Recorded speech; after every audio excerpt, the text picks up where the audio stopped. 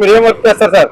టాపీ పని చేస్తాను సార్. ఈరోజు చంద్రబాబు నాయుడుకి 5 రూపాయలకి అన్న క్యాంటీన్ భోజనం ఎంతమంది ఉంటే అంతమందికి పెట్టాలని చూస్తుంటే కొంతమంది వైసీపీ వాళ్ళు ఏ బిచ్చగాళ్ళు పెట్టేది దీన్ని అనవసరం తీసేయాలి అది ఇదని మాట్లాడతారు. దాని మీద మీరేమంటారు?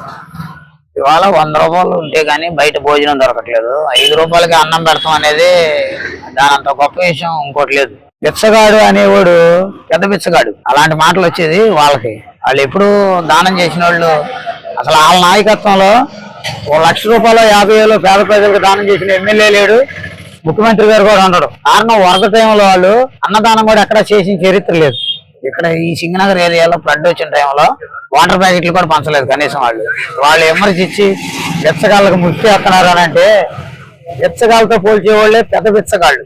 కార్మికులు, మధ్యతరగతి వాళ్ళు, అక్కడక్కడ విలేజ్ల్లో వాటర్ లేకపోయినా పెద్ద పెద్ద కుటుంబాల వాళ్ళు కూడా అక్కడ వాతావరణం నచ్చి చక్కగా పరిశుభ్రంగా ఉంటుంది కాబట్టి అన్నా క్యాంటీన్ లో అన్ని వర్గాల వాళ్ళు తింటున్నారు. సంతోషమే కదా. అది అన్నదానం కదా. ఎందుకంటే వీళ్ళు దానం చేయరు, చేసేవాడిని చేయనివారు. వీళ్ళ పనే అది కదా. అందుకే పంపించేసారుగా ప్రజలు.